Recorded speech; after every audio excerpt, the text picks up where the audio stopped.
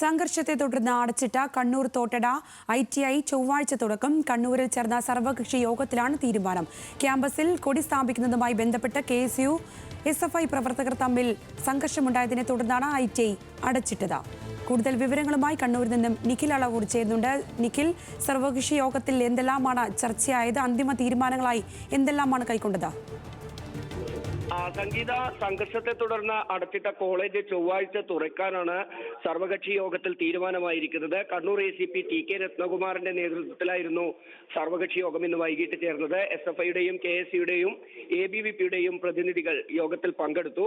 ഈ കോളേജിൽ സംഘർഷത്തിലേക്ക് നയിച്ച കൊടിതോരണങ്ങൾ കെട്ടുന്നതുൾപ്പെടെയുള്ള കാര്യങ്ങളാണ് വലിയ രീതിയിലുള്ള സംഘർഷത്തിലേക്ക് നയിച്ചത്.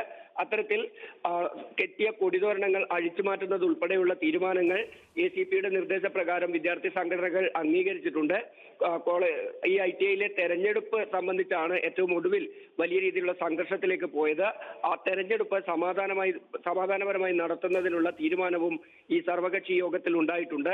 ACP മുന്നോട്ട് വെച്ച നിർദ്ദേശങ്ങൾ അംഗീകരിക്കുമെന്ന് വിദ്യാർത്ഥി സംഘടനകൾ വ്യക്തമാക്കുകയും ചെയ്തു. അതേസമയം എടക്കാട് CIക്കെതിരെ SFI ചില പരാതികൾ ACPയുടെ ശ്രദ്ധയിൽപ്പെടുത്തിയിട്ടുണ്ട്. അതിൽ ഒന്നാമത്തെ കാര്യം, ഇന്ന് ഈ സംഘർഷവുമായി SFIയുടെ കണ്ണൂർ പോളിടെക്നിക് SFI യൂണിറ്റ് ഭാരവാഹിയായ അമൽ ബാബുവിനെ അറസ്റ്റ് ചെയ്തിരുന്നു. അമൽ ബാബു ഈ സംഘർഷത്തിൽ പങ്കെടുത്തയാളല്ല. അത് CCTV ദൃശ്യങ്ങളിലും മറ്റും അദ്ദേഹത്തെ കാണാൻ സാധിക്കില്ല തുടങ്ങിയ കാര്യങ്ങൾ SFI നേതാക്കൾ ആ യോഗത്തിൽ അറിയിക്കുകയും ഈ എടക്കാട് CIക്കെതിരെ അത്തരത്തിലൊരു പരാതി ACPയോട് ഉന്നയിക്കുകയും ചെയ്തിട്ടുണ്ട്.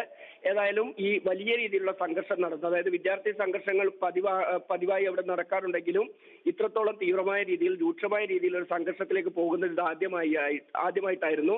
ഇനി അത്തരമൊരു സാഹചര്യം കോളേജിൽ ഉണ്ടാകില്ല എന്ന് ഉറപ്പിക്കാനുള്ള എല്ലാ സഹകരണവും തങ്ങളുടെ ഭാഗത്തു നിന്നുണ്ടാകുമെന്ന് KSUവും SFIയും ഉറപ്പ് നൽകുകയും ചെയ്തിട്ടുണ്ട്. ഈ ഉറപ്പിന്റെ കൂടി പശ്ചാത്തലത്തിലാണ് ചൊവ്വാഴ്ച ഈ ITI വീണ്ടും തുറക്കുന്നതിന് തീരുമാനമായിരിക്കുന്നത്. ITI തുറക്കുന്നതിന് പിന്നാലെ തന്നെ തെരഞ്ഞെടുപ്പ് നടപടിക്രമങ്ങളും ആരംഭിക്കും. ശരി, കണ്ണൂരിൽ നിന്ന് നിഖിൽ അളവൂരാണ് വിവരങ്ങൾ നൽകിയത്.